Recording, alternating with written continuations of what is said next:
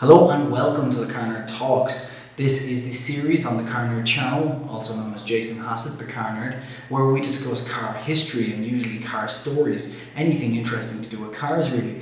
And in this episode, it's no different. We're going to be talking about one of the most infamous sports cars of all time, and at the time the fastest production car in the world. I am of course talking about the XK120 Jaguar. So we're going to jump straight into that in a minute, but not before you ram your foot through that like button, as well as hitting that subscribe, because that helps me put wine on the table for my family. And if you haven't already checked out the Drive Tribe article, that's in the description below.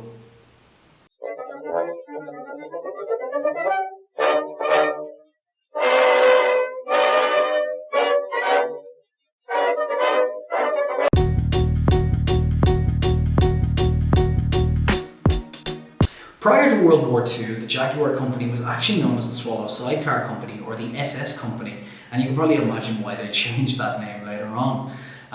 But basically before World War II, they had been working on the SS Jaguar 100, which was a fantastic car. It was beautifully engineered two-seat sports car. Now during the war, development of new automobile industry and automobile engines was prohibited, and as such they weren't allowed to work on any new car engines or any new cars for that matter, and instead work on airplane engines and engines for different military use for the war effort. Now fortunately, William Lyons, the chairman of what would become Jaguar, the Swallow Sidecar Company at the time, worked with William Haynes, who was his chief engineer. Now apparently they did more than just discuss new engines. They actually worked on prototypes. You see, before World War II, they were using engines from the Standard Motor Company. They were buying them in, and they had 2.5 litre and 3 litre flat six engines. But they wanted to develop their own in-house version. In the years after the war, the company had unveiled 1.4 litre up to 3.2 litre V6s. The 1.4 litre to 1.8 litres were in fact your normal flat four-cylinder engines.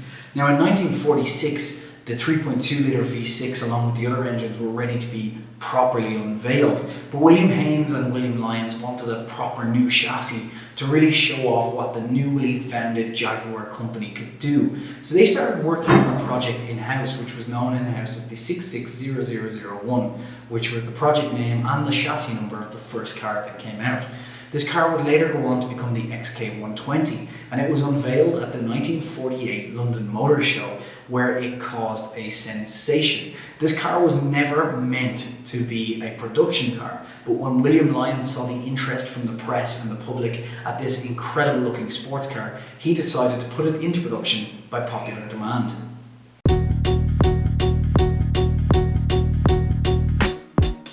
Shortly after the concept car in 1948, the company decided to put the car into production, and 242 versions of it were made in the first year. Now the production car was more or less the same as the concept car, except it had curved pillars, side pillars for the windshield, which was nice and modern looking. Now this car harks back to the SS Jaguar 100, the car that was famous for them before the war. And essentially it looks very similar, but I guess two-seat sports cars at this time all did. Now this car had a very curved front end instead, but still had those round lights at the front and looked very Jaguar-esque, not Jaguar-esque. Now you're probably wondering, if you didn't understand before, why they're now called Jaguar instead of the SS brand, and that's because the SS brand was given a little bit of a bad name by some SS folk on the Nazi side of the war. Less said about it, don't mention the war. Now, the car was made from aluminium and an ash body, or an ash frame, should I say, which was quite unique at the time, and the aluminium was to give that engine its full power and allow it to go as fast as it could. However, from 1950 on, because of production limitations, they decided to make the cars from pressed steel instead. So a 1948 model would probably be a bit cooler and a bit more unique because less of them were made.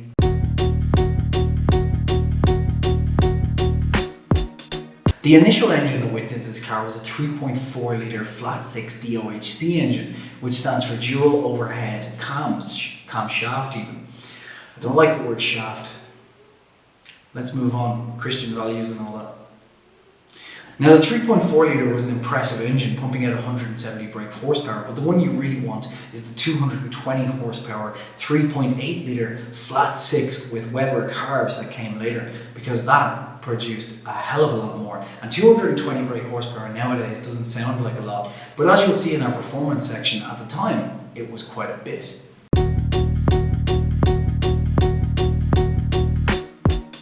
With that rocking 3.8 litre engine and the aluminium frame with ash wood keeping everything nice and light, this car had a top speed of 120 miles an hour, and that's where it got its name of the XK120. However, there was a journalist who went on from a motor magazine in London at the time who managed to get his on the motorway to 124 miles an hour, which is incredible speeds at the time, and actually made it the fastest production car in the world during its era. The top speed, or the 0 to 60, should I say, was 0 to 60 in just 10 seconds, which again doesn't sound fast, but I can guarantee you at the time, it really was.